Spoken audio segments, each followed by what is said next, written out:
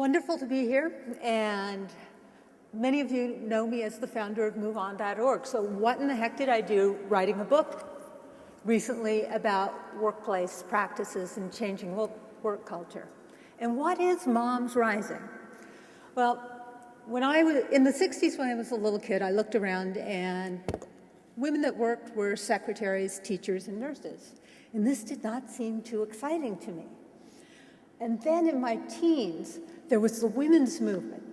I was able to become a lawyer. I was able to start a business called Berkeley Systems with flying toasters and the game You Don't Know Jack. And I was able to co-found MoveOn. So, I looked around in the world of work and things were looking very good in many ways. But then I read a certain data point that just kind of knocked my socks off. Because it turns out that if you're a woman without a child, you'll probably be making about what a man makes. But if you're a mother, you're going to be making about 73 cents to the equally educated and qualified man's dollar. And if you're a single mom, you're going to be making about 60 cents. And that all of a sudden explained to me why there's so many women and children in poverty, and also why there's so few women in leadership. In fact, if you look at the Fortune 500, the women CEOs have been hovering around 15. Sometimes a little up, sometimes a little down from that. Of the last 6 Supreme Court justice nominees, 3 men, 3 women, all the men had kids. None of the women did.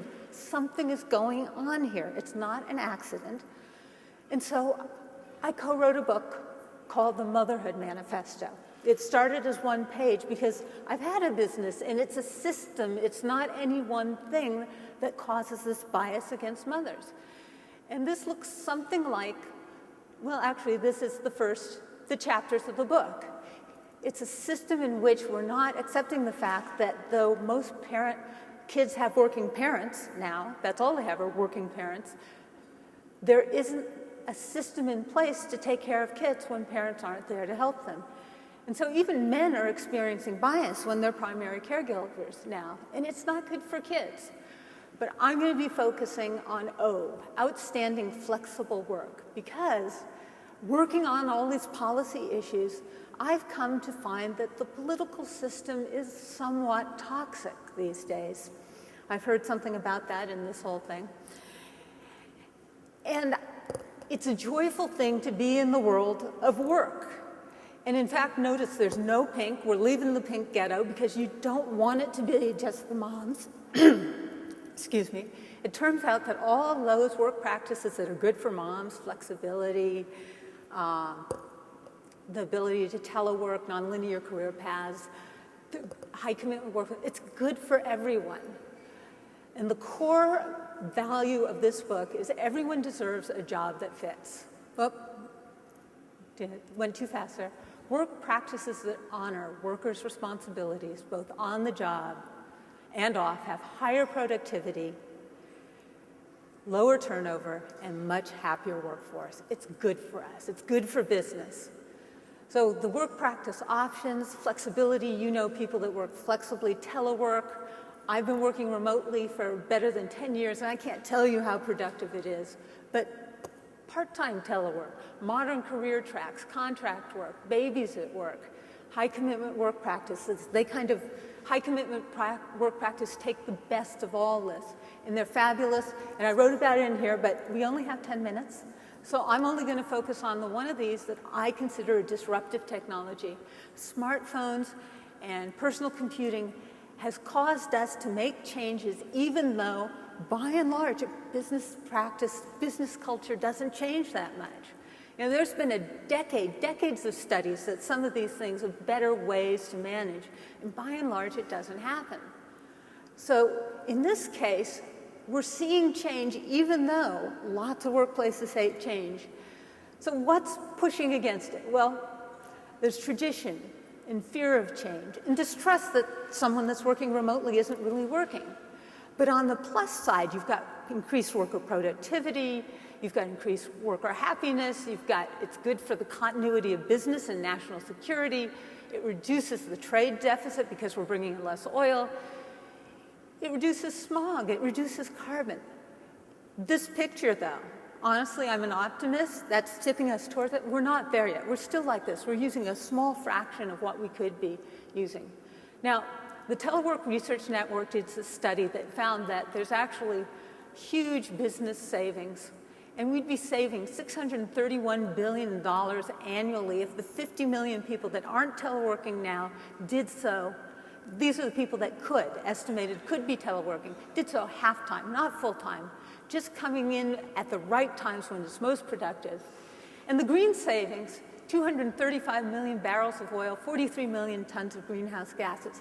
That's real productivity and ecologic advantages.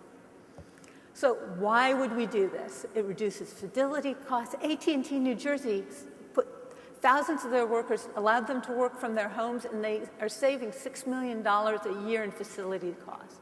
Attract and draw from broad talent pool. There's a medical center up in Boston. They couldn't find the talent they needed to fulfill their jobs, so they had to do it, and they found it worked beautifully when they enabled telework for their needs there. Increased productivity. 1-800 contacts, when the call center allowed people to work from home, they actually increased productivity and retained key employees. Everyone here knows at least one, if not 10 people that have been able to continue working when things happened in their lives because of the ability to work remotely. So who's doing it? Johnson Moving and Storage is a 100-year-old moving and storage company.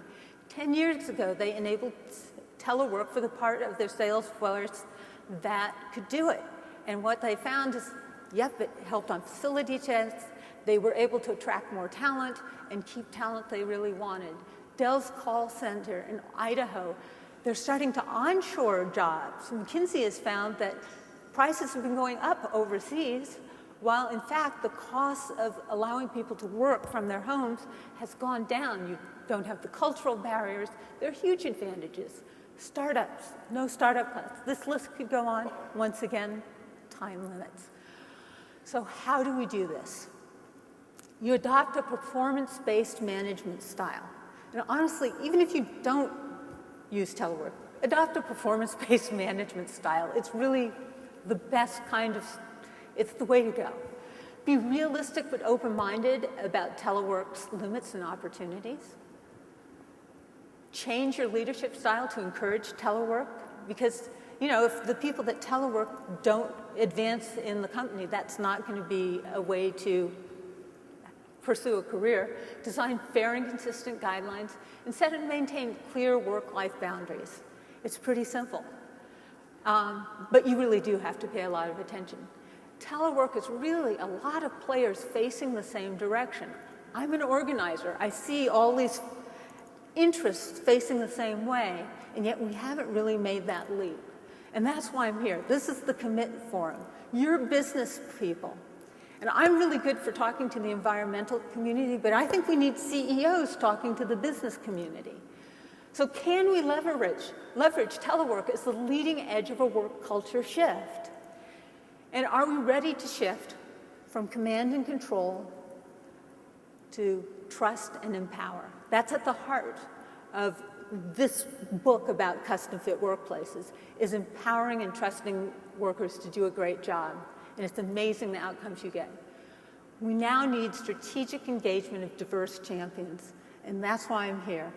I know a lot of folks in the political world, and I don't know a lot of folks in the business world. I'm hoping you guys will come up and talk to me after this and tell me what to do. I'm happy to help in the organizing part. This is the Berlin Wall coming down. That's you guys, but you look a lot better dressed.